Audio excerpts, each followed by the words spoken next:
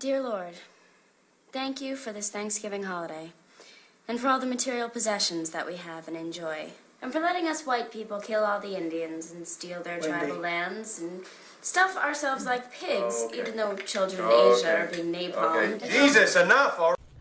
And that was a clip of The Ice Storm, the 1997 Ang Lee film that we'll be discussing later in this episode, and to coincide with the Criterion Blu-ray release on the 23rd of July. This is Movies the Podcast, and I'm Curtis. And this is Jordan. Brenda. This is Rob. So let's catch up. We haven't seen each other in a while. I miss you guys. It's been so long. My life is so empty when I'm not with you. I still don't like you guys. Oh, God. Weeks later. I hold a grudge. Like I hold a sandwich in my face. I can tell. I know. I had someone... Would you like another cookie? I've already had 6 of them. I've eaten so many. Rob, what did we just see? We just watched that French film by Francois Ozon, In the House.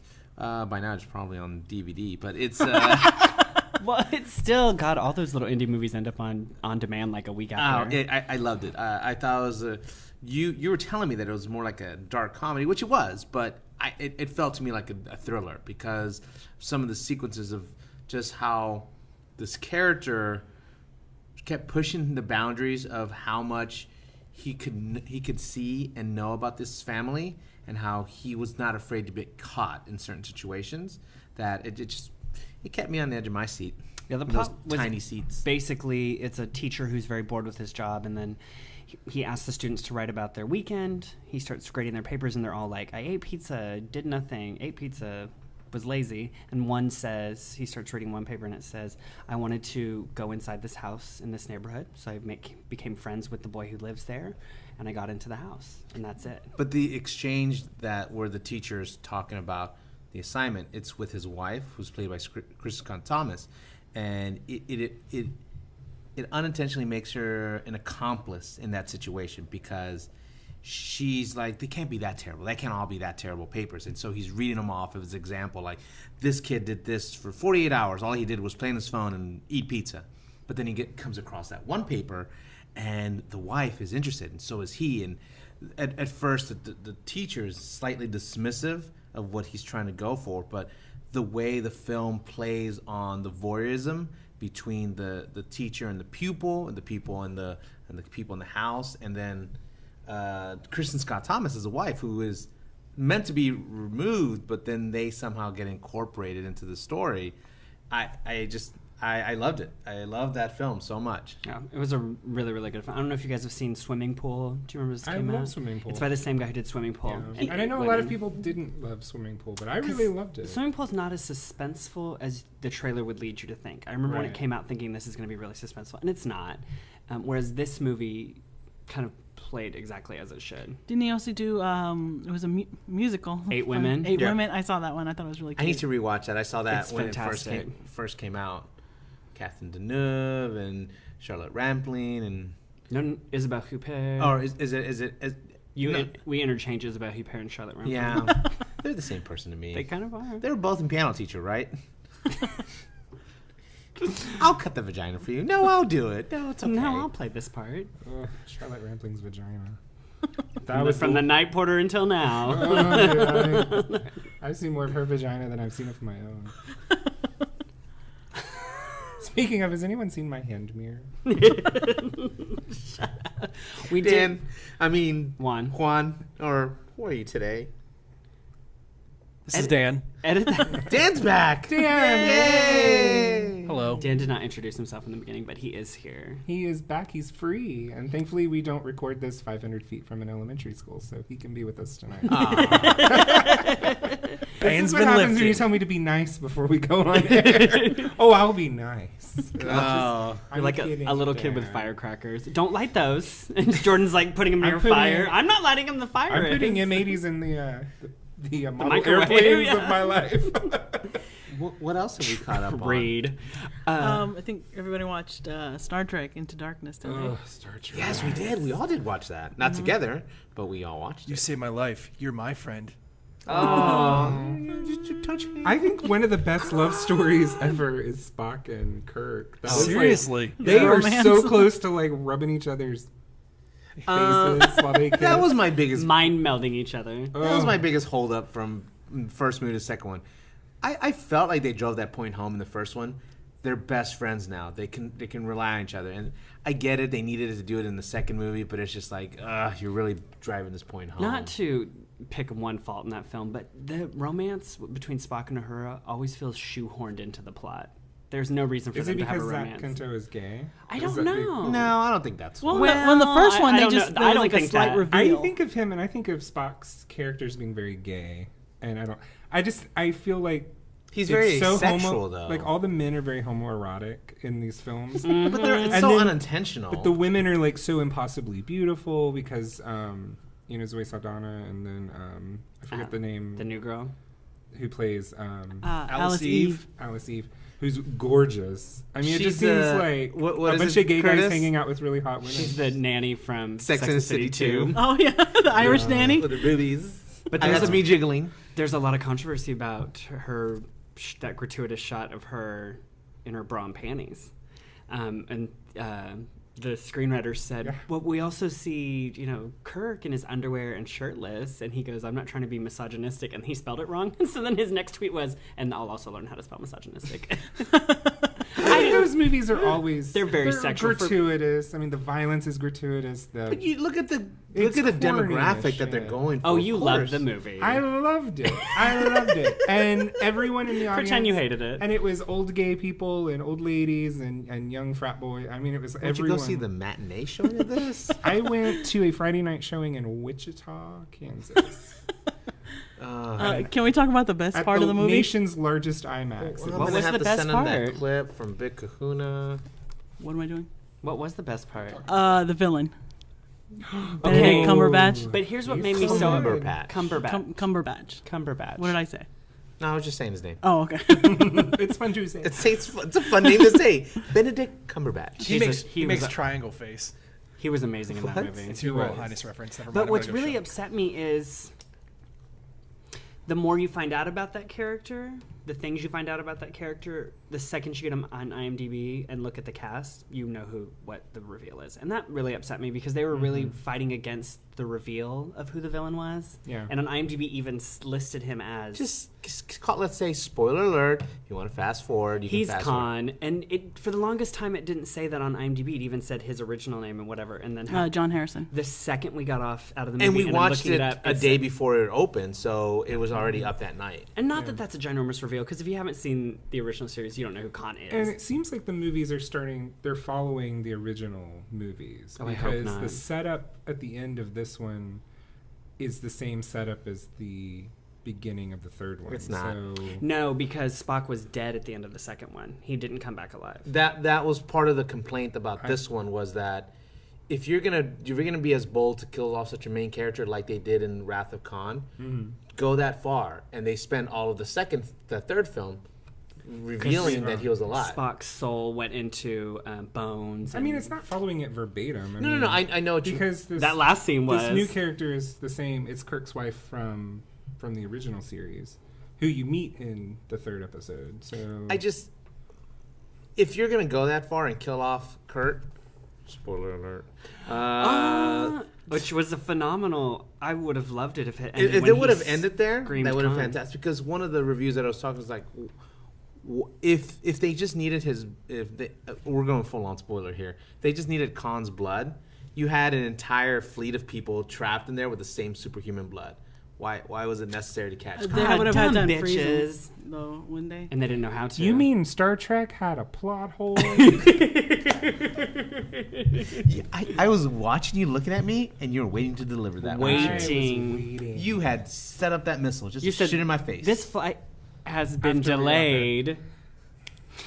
Yeah, it was great. It was a really good, I think, but it's not a memorable film. I but it's did a like good it that movie. it seemed this time there were You called it like a roller coaster, remember?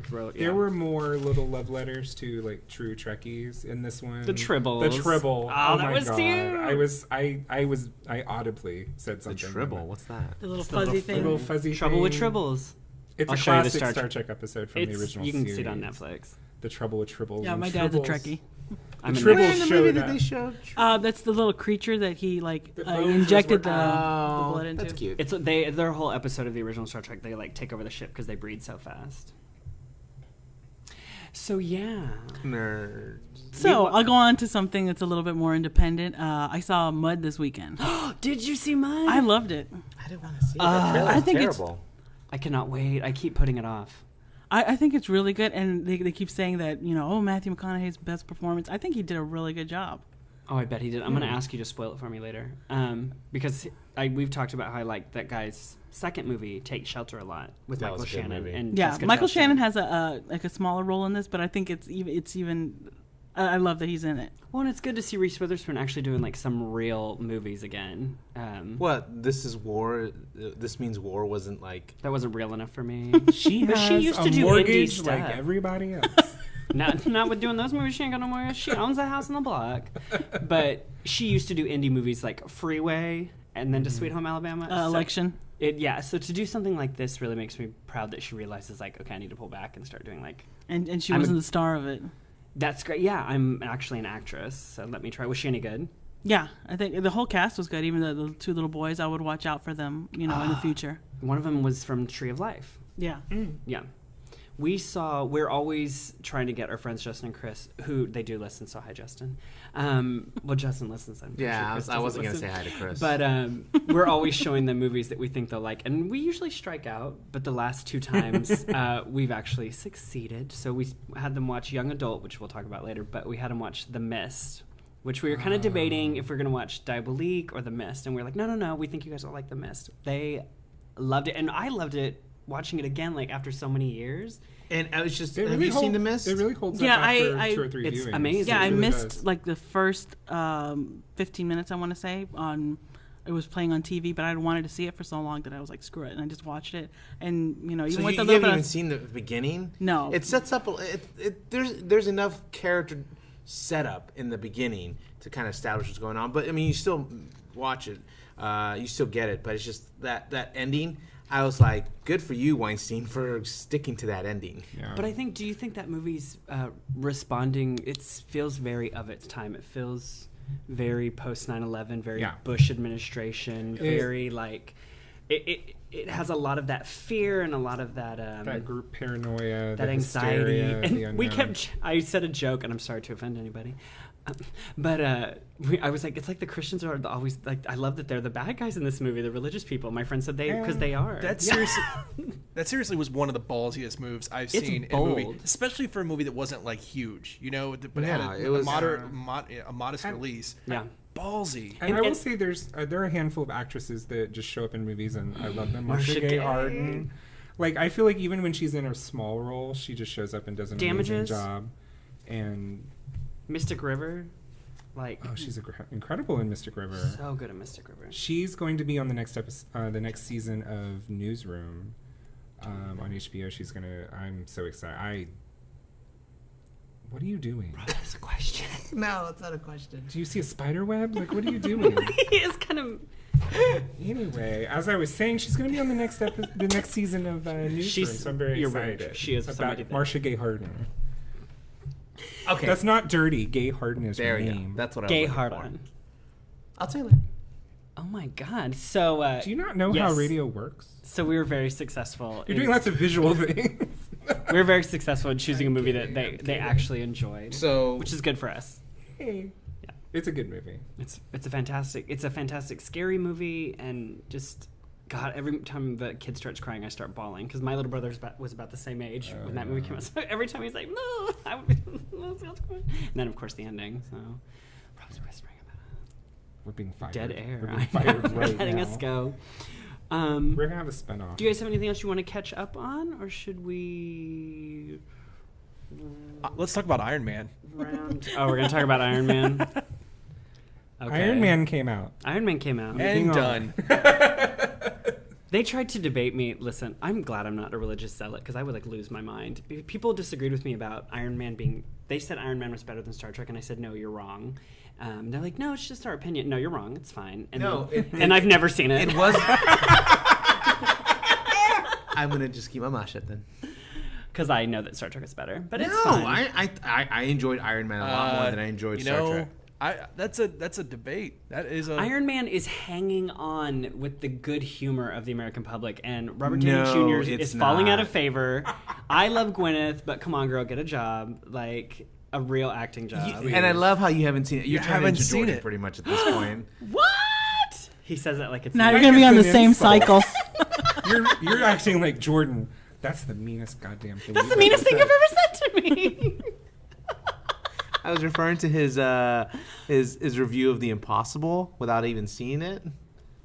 As I've said before, I don't have to see a movie to know that I hate a movie. And I Exactly, admitted that Curtis. I I mean, was Jordan. a convert to loving The Impossible. Whereas I'll go and do anything. I don't care. So yes, Iron Man came out. We're all caught up. We could segue. This is my smooth segue into the ice storm. So we wanted to kind of talk about sort of a movie that you should see, whether it's a great movie, a classic movie. But I thought this one was one that not a lot of people have seen, and the people that have seen it have probably not seen it in a while. I know I hadn't seen it in probably 5-6 years since it came out, maybe, but I always knew I loved it. And we saw that Criterion was coming out with the Blu-ray. With a ton of special features, and I'm sure it'll look amazing. So I wanted us to rewatch it, and when this comes out, it'll just be coming out on Blu-ray as well, so put it on your queue or buy it. We all rewatched it, but I'm curious to find out, because we have it... Save for me. Oh, did you... Oh, what, Brenda? Okay, well, you can just stick around. Jordan had a copy. So we will... That he didn't share. I'm curious But I wasn't asked to share. Oh, my God. Kids, you you would have shared it. You know know, what? I often don't do my homework, so I can't really say anything. I never do my For homework. as much as we paint Jordan as the bad guy, It's he really wasn't at Brenda. fault here. It's really Brenda who's the bad guy. But I'm curious, we haven't talked about it at all. But I feel like you're still judging me. We should be. Like when you make fun of Curtis, you're looking straight at me.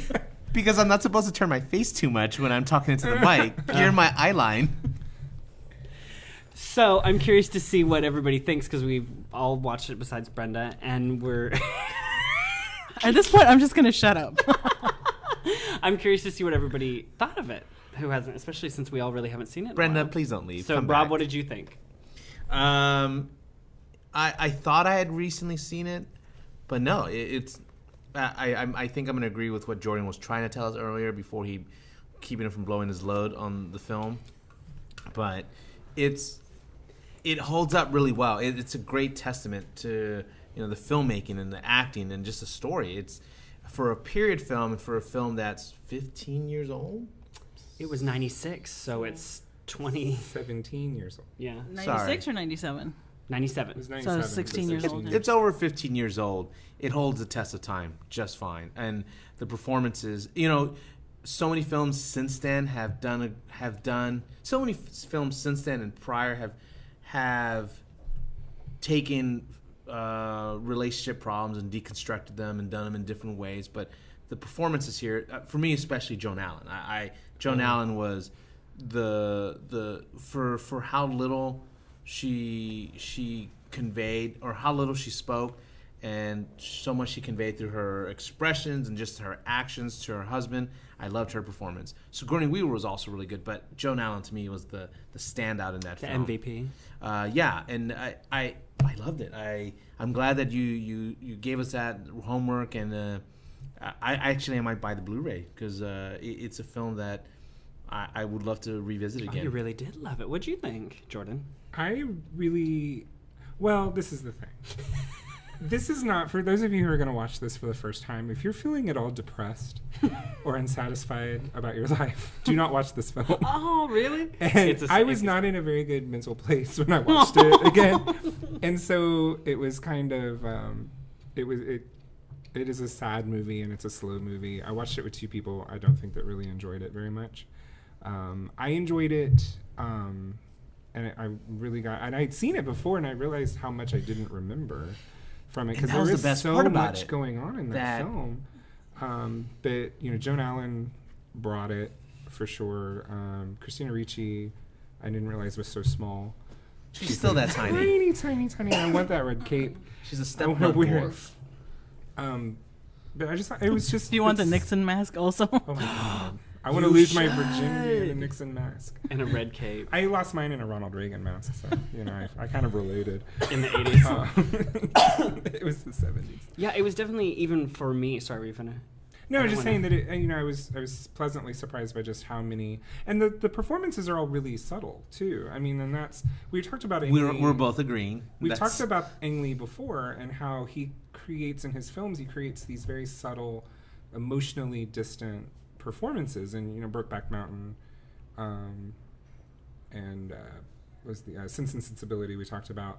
Where and I'm sure it's echoed in Less Caution, his other film. I haven't seen it yet. Yes. And that was one of the things that you really got to see. You didn't get to see these characters to an incredible depth, and you got to see a very surface. Sigourney Weaver's character, and there's a lot of, just facial expressions and looking out of windows, and a lot of those movie cliche tropes that you see, but really done really well. That scene with Kevin Kline and Sigourney Weaver at the party, where she kind of just dismisses him and just stares out the window until he gets tired of talking to her and walks away. I mean, that's such a powerful. It's really just she's looking out a window, and it's just such a powerful moment. Oh yeah, she goes Benjamin Hood. Yeah, and it's just all those subtleties, and after I was kind of comparing it in my mind to American Beauty a little bit, because that came out a couple years later, and also kind of looked at that the crisis of suburbia and that in a much more modern context. But I think Ice Storm, if you had to compare the two, I think Ice Storm's definitely the better film. I do remember that I learned what a key party is through the Ice Storm. You know what was funny is when I mentioned it to a friend that I was rewatching it, he said to me, "Oh, the Key Party movie," and I was like, "Ugh." I was like, "It's more than that." Like, it came out around like the Boogie Nights time, when all the Summer of Sam, which I guess was kind of late 70s, early 80s, but it was one of those things where it's more than that, and there's more going on. It's kind of like Jordan said, it's sort of what's going on in suburbia, and it also came out in the middle of the Clinton sex scandal too. That's what I think is interesting. So they compared it to Nixon. There was that kind of political betrayal overtones. Betrayal is a big theme in the movie, and then you also have kind of that sense of just kind of salaciousness that was kind of all over society at that time because of the Clinton sex scandal. Well, the greatest thing about it, and just kind of not going performance by performance, but I guess I'd never really looked at the men in the film, because I'll get to the women later, but Kevin Kline is so perfect as the lead because he's kind of funny. Like the scene where he's explaining to Tobey Maguire about how to masturbate, like, or on the self-abuse front, as he called it. Like, it's funny to me. What are you doing? It's funny to me because he just has this nice, good sense of humor that I think worked for that film. And even like the line Sigourney Weaver throws him when he keeps talking about golf. And she's like, "I already have a husband. I'm bored. Particularly You're boring me." Yeah. Well, I have a husband. I'm not interested in a second one. Yes. And he's like, "Oh, that's great. We're having an affair. We should keep it very light. We keep it very." Yeah. Your needs, my needs. It was a very he was perfect for that role. Everyone was cast really well, and that's another thing about his films. I think he really casts them well, and it's kind of unconventional casting too. It's in some of the things that the people that he chooses. But really, I felt like in that one, for that time, not so much in Ice Storm, but in his other films. In Ice Storm, but you make a good point though, because Joan Allen plays a great long-suffering wife, but it's not the same thing she did in Nixon. It's not the same thing she did in The Crucible. It's totally different. But Christina Ricci definitely at that time could play that kind of sexually confused girl. She was playing that all over the place. And Sigourney Weaver's kind of Was this before or after Opposite of Sex? It was before Opposite. She made it before. I think 98 was Opposite of Sex. Yeah, but they made this movie like a year way before it was actually released. But then Sigourney was playing the kind of getting up the hill, but still sexy and exotic. She didn't look like any of the other women. She was tall and angular, and she seemed like that character that. She seemed like that character that wanted more from the outside world than what her town was offering. And she, like, the way she dressed and the way she handled her house, it was very modern with the water bed and all that. It's like, I'm not happy with what my life has given me, so it's going to be represented in what I have that show me as this kind of person. And just that scene and that she's washing the dishes and the way it's her space, And Joan Allen's trying to help her. She's like, no, just leave them there. I'll take care of them. It's like, oh, okay. Well, there's so many, and when you talk about subtlety, and Joan Allen does really some wonderfully subtle work, but with Sigourney, who's not the most subtle of actresses, the little things like when she gives Christina Ricci a speech about like how children should grow up in these like nations that are, what does she say? But she's basically teaching her, your body is your temple. Your body is your temple, and you should respect it. And Sigourney on the Criterion, she was talking about how this character is actually a good mother. She's trying to teach her kids how to be adults. And that's why when she goes out and catches her son playing with fireworks, she doesn't yell at him. She's like, are you idiot? Like, you're going to blow yourself up. She's like, play with this whip. You know, like, there's subtle things to her, like the book she's reading on the waterbed is called When She Was Good, and it's about a woman who runs her husband down to the ground until he's broken. And I just think that's perfect because she's probably wanting to do that. I need to look this book up. It's really good. It's a Philip Roth book. Shel Silverstein. Yeah. Where the sidewalk ruins men. Stephanie Meyer. Yeah, exactly. John Grisham. The production design is really amazing too, which I always appreciate in films, and the way that there are so many kind of dichotomies in the movie. Like Sigourney Weaver's house is very modern and very cold and very slick, and then Joan Allen's home is very traditional and lots of bright colors. There was stuff in the yard I noticed this time. Yeah. Like, they don't have stuff in the yard, they have grown children. I thought it was weird. It's those little details like that were really interesting. And, you know, the shoplifting scenes, kind of with Joan Allen and Christina Ricci, kind of comparing those side by side, that it really just sets up this kind of feeling that these are these diametrically opposite people that have been put together in these strange, and maybe that's the key party metaphor, which is this, we take all these people are kind of put together in the wrong way, and maybe this is a way we kind of shuffle up those pairings that maybe these people aren't supposed to be together. And aptly, Sigourney knows which one she's going home with. Her character knows. Her neighbor's son. Yeah. I love her. I love Sigourney Weaver's character. And one of the guys goes, I wish someone brought the daughters. But I forgot that Allison Janney was in that. Yes. Before she fixed the gap. And she just shows up and she is amazing. She is. She's like, so you don't have to play? She's just very... optional. Yes. They need to hire her for more work. Not that she's dying. She's dying for work. Yeah, she's not hurting, but she was really good in Away We Go. Beauty. Oh. American Beauty. I mean, she shows up and she plays these very small roles, and she's just really in Juno. She's great in Juno. She's one of the best in things in Juno. And, she just, there she is, and she's here to work, and she gets her paycheck. American Beauty. Oh, she was so good in that. But if you notice, too, it's funny how you were talking about the mother and the daughter. If you look at the father and the son, if you look at Kevin Kline and Tobey Maguire, are they not the dopiest, spaciest boys you've ever seen? They both have opportunities to sleep with someone and don't. Do you know what I mean? They both are just... I don't know. They're both in love with people that are too good for them, because Tobey Maguire's in love with Katie Holmes. Yeah, Libet's Casey. Who is obviously not having it. And then Kevin Kline is in love with Sigourney Weaver, who's obviously not having it. And the people that want them, they don't want. And, it's that, white people problems, obviously. It takes place in New Canaan, Connecticut, which is the nation's richest city in America. Yes. It's also where the Glass House is, which I thought they didn't mention at all in the film. The Glass House is Philip Johnson's estate. Philip Johnson is a famous architect, and he did this house that's completely glass on all sides. And it's a museum now, and he has this estate with 45 different buildings that he did. And some of them aren't even functional buildings, but they're all incredible, and it's in New Canaan, Connecticut, which is also where In Culture grew up. So it's a place of dichotomy. And diversity, obviously. Oh, my goodness. You're not talking about the Lily Sobieski movie, right? Oh, that's what we were going for. No. It's a house called the Glass House, and it's gorgeous. You should Google it. It's a gorgeous feat of architecture. He designed a lot of the buildings downtown in Houston. We're talking about a movie from 1970s. They didn't have Google back then. Well, but you have Google now. No, I'm trying to be as I'm in the 70s. You're very 70s. I'm going to a key party after this.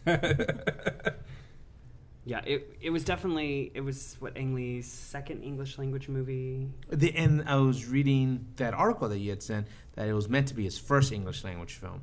And they just weren't able to make it work to where he was able to Do it. Yeah, do it. But and what you were telling me about the costume designs, or you were telling Jordan outside?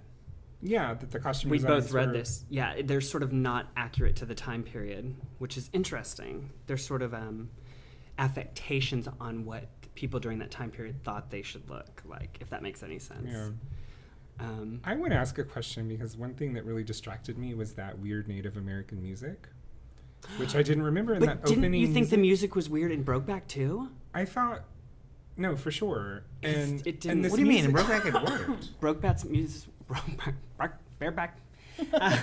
Brokeback Mountain's music was written by, I think, a Spanish. Yeah. Okay, and it was very just like. But it's very disjointed and atonal. and No, it's just I very- disagree. I think it worked really well for that film. I like Sorry, I like that producer, that musician. Gustavo. What is it? Yeah. Santiago. No, I completely agree with you. When it started, it's odd, and I don't know what the It's reason like- for the I end of don't- that is. Because I thought it sounded Native American. One of the people I was watching it with said it sounded very Asian. I was thinking, well, maybe Ang Lee brought some tapes from home, but no, I don't know. But it is, could've. and then there are these scenes where Christina Ricci's on her bike, and it's just like a one shot, medium shot of her, and and that music is playing. And it's just so, it doesn't, and it fits into that these people don't fit. These people, in the 70s were such a time where people were really trying to find their identities again, and so that music doesn't fit. Just like these people are misfits and they don't fit, and no one is in the right marriage, and nobody's doing the right thing. And I don't think it was that. I think what was interesting about that time, as we grew up during the 70s, Jordan and I, You old bitches. what I think is interesting is it was a time when things could actually shock people back then. And not that we don't get shocked now, but God, nothing, a sex scandal is nothing nowadays. But definitely in the 70s, so those things were shocking. And shocking things were happening within the government, and people were finding out. Watergate and Vietnam and Nixon. And Roe v. Wade was going at the same time. And so I think people were genuinely shocked, but people were also wanting to express their sexuality. As like the couple who was sitting there at the dinner party, they were talking about going to see Deep Throat. Married couples were going to the movies together to see a porno. I mean, so people were more open to stuff, and I feel like the Joan Allen character was sort of like, God, if I could only be open like that. I just thought that was so interesting. But was her husband Kevin Kline? He didn't seem like the kind to be resentful, or not resentful, but resistant to the idea of that. Oh, cheating men are going to be resistant to their spouse cheating. But I did want to talk about Mad Men. Shades of Mad Men. Yeah. I did want to talk about a shot that it got me. I don't know if you guys noticed this, but the first shot of the film is the family waiting for Tobey Maguire to arrive on the train, and it's staged differently than the last shot in the film, which is the exact same scene, but it's staged differently. The camera's differently angled, so they're not using the exact same shot. So I had made a note saying, it's how we perceive a situation, and we don't know the situation until we know the situation. Does that make sense? Did you notice that in the first scene, the guy that gets off the train in front of him trips, and then when it shows that scene again, he doesn't trip? Oh, really? So they filmed the same scene twice. No, That's And cool. so, I didn't even yeah, notice that. well, I think that's more of a continuity issue there, but Somebody needs to talk to them about that. but I was kind of more But no, I do get what you're saying, because it's sort of like, the symbolism behind the way. there's a lot of Why symbolism in that shoot them movie. differently? Why not just use the exact same shot? Right. If you're going to open it with it and close with it, why not use the same shot? But to me, it just felt like in the beginning, you see this family. They seemed happy. They seemed there to pick up their child. And when you realize the context of how they all arrived at that spot, it's just so different. And what has just happened. Yeah. And well, I remember my mom watching it with me when I was younger, and she was so depressed by it. She's like, those people are so sad. She's like, even the Sigourney character, who you think is like free-spirited and sexual, when she comes home from sleeping with that kid from the key party, she gets on her bed and she curls up into a fetal position. Now, she doesn't break down and cry. She's not saying I'm totally sad, but she's so unhappy. Oh, and the scene where the father comes home from the business trip, and they're like, "You were gone." I know. Like they didn't even notice that he had. And then he tells Sigourney Weaver's character, he goes, Mikey's so out of it. She's like, Mikey's been out of it since the day he was born. And then he goes, he must take after me. And Sigourney just looks like, oh, you can't see my expression, but Sigourney looks like, yeah. Yeah. Were you disappointed that whenever, spoiler alert if you haven't seen it, Elijah Wood's character, what happens to him and the reaction to all that you didn't get to see Sigourney Weaver's reaction, essentially. You heard her waking up to it and hearing what was going on, but you never see... No. I wanted to see it. I don't know why. I just needed to see... Because I think people want her to... some sentimentality from her, and that's not her. And I think that's where her... Yet again, it's one of the things I do love about Sigourney Weaver is she can put these things in these scenes that you can't put together. And when she... just her waking up, the way she plays with her hair, the subtle things that I really, really like. So that's something I think. What's it called? I haven't seen it in a while, but something that stood out for me was, maybe I played it up too much in my head, but Jamie Sheridan, who played Sigourney Weaver's husband, I think he did a really good job. Mm-hmm. I remember it being really subtle. Like, I remember his face at the key party when, like, I remember Sigourney Weaver, when she wraps the key around her finger, around her wrist, and she looks like she's about to have a good old time, and he looks torn up about it. And they're the one couple, if you notice, that she doesn't really look at him to be like, or like, this is going to happen, or, oh, I feel bad. You know, the couples, like, when they're getting those keys, they're looking at each other, looking shocked at what they're about to do. Sigourney just looks like, let's go. Mm. And then his reaction when you see what happens to Elijah Wood's character. It's subtle. I don't know if this is just culturally the way I've experienced situations like that or seen situations like that, but I read that reaction on his face very differently. Oh, really? I read that reaction, and I see what you're saying. I read that reaction on his face like, there she goes again, gonna just do it. Like, I didn't see torture in his eyes, and even in the conversations that character had with Joan Allen in the car about it just seemed to him like, well, he's off with this kid, so here we are. So might as well not take advantage of it, but might as well do something with our time. And he wasn't necessarily looking to have sex with Joan Allen, but he just needed company. Yeah. I don't know. Was I reading differently into that expression? To me, it was just more like they have this relationship. She does her thing. He didn't think much of it. Well, it's kind of shades of Mad Men, but it sort of references, think what that Sigourney Weaver's character was like when she first met him. She seems like she was probably wild, you know, and he's like, man, I met this wild sex kitten, great, and that dies. You know, and then he moves her to the suburbs and she starts... There you go. And she's not... Now she's cleaning dishes and she's getting a turkey. Like, how uncomfortable does she seem in that kitchen? Like, pulling that turkey out? Yeah. She's just like, and her hands and everything is so... But Joan Allen, and it's the same thing with Kevin Kline and Joan Allen, he knew what he was getting. Mm-hmm. I'm sure they met at college and she was a nice girl. And, you know, it's so... it's weird. You don't really know their backstory, but you can kind of fill in Isn't that what great, it though? is. That's good acting when you can piece together all of that. And I think the most disappointing part to me was 0 Oscar nominations for that film. Really? 0. Well, Joan Allen was nominated for Golden Globe, or... Oh. Sigourney was nominated for the Golden Wrong Globe, movie. and Sigourney won the British Academy for Best Supporting Actress. Okay. But yeah, that was it. And that makes me a little sad because I think Boogie Nights took a little bit of that away, and it also came out the same year as Titanic. So it's a very subtle film, and but some of these, I mean, I think Joan Allen definitely one of the best performances of her career. Looking back, it is. Yeah, but I think during then people were not. But this is a much bigger subject that I'm just gonna. But we've talked about how the Academy has some years where they highlight only mostly independent. Some years they like, no, we need to go back to more mainstream because that brings in the audiences. So it's... Well, that was the year of LA Confidential, Boogie Nights, Titanic, As Good as It Gets. I mean, like, that was a big year for acting. That's a good mesh of films. But Ice Storm is just one of those movies it was nice to look back on. And if you guys have any ideas for movies that we should look back on, or movies that you think not a lot of people have seen, we already know we have a couple of ideas. Just go ahead and you can click on our Facebook, our YouTube, our Instagram, or our... Yeah, and you can tell us what film that we should check out. It could be from 60s, 70s. It could be something we've never seen and we need to go back on. But this movie will be on Blu-ray Criterion when this podcast is out. So it'll be fun if we watch a movie and some of us hate it and we just debate the heck out of it. I'm glad we all liked it because I really didn't want to know what anybody thought until we just talked. I don't remember being crazy about it, but they were like things that stood out that I liked. And I can unplug her if you guys want. He's getting so mean That's tonight. on. I know, it's just so funny because this isn't the first time somebody's not done their homework.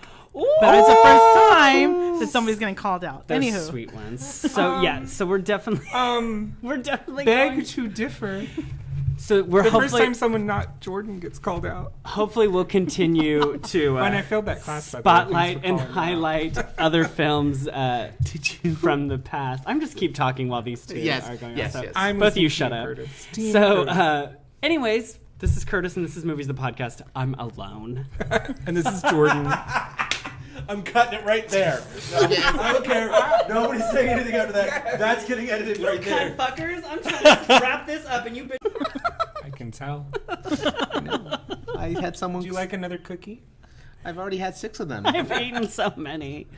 Rob, what did we just see? We just watched that French film by Francois Ozon, In the House.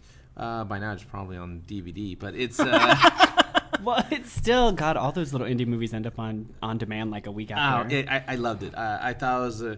You were telling me that it was more like a dark comedy, which it was, but it felt to me like a thriller because some of the sequences of just how this character kept pushing the boundaries of how much he could see and know about this family and how he was not afraid to get caught in certain situations.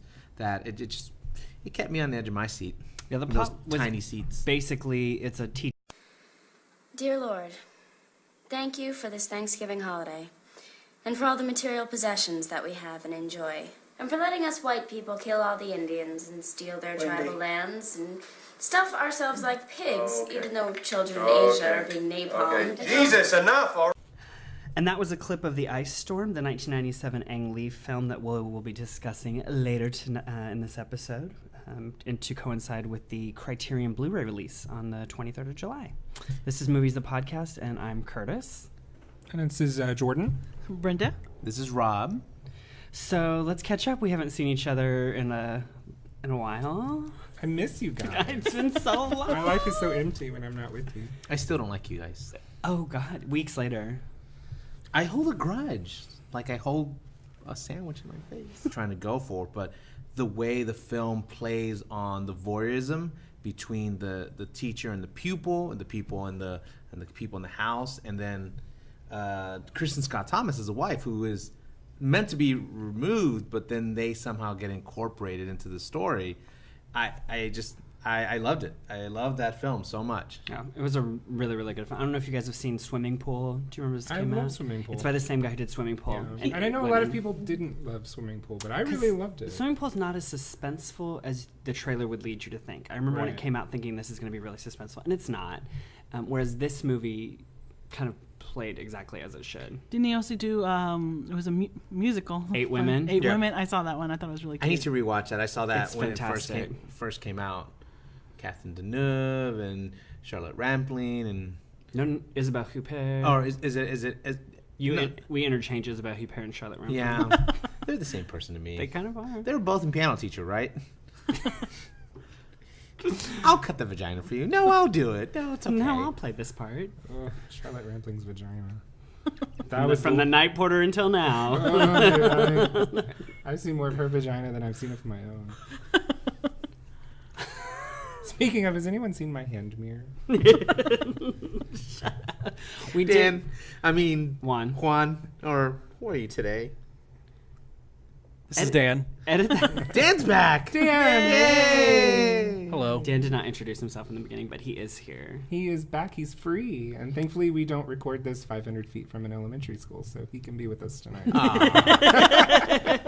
Ban's what been happens when you lifted. tell- Teacher who's very bored with his job, and then he asks the students to write about their weekend. He starts grading their papers, and they're all like, I ate pizza, did nothing, ate pizza, was lazy. And one says, he starts reading one paper, and it says, I wanted to go inside this house in this neighborhood, so I became friends with the boy who lives there, and I got into the house, and that's it. But the exchange that where the teacher's talking about the assignment, it's with his wife, who's played by Christina Thomas, and it unintentionally makes her an accomplice in that situation because she's like, they can't be that terrible. They can't all be that terrible papers. And so he's reading them off as an example, like, this kid did this for 48 hours. All he did was play on his phone and eat pizza. But then he comes across that one paper, and the wife is interested, and so is he. And at first, the teacher is slightly dismissive of what he's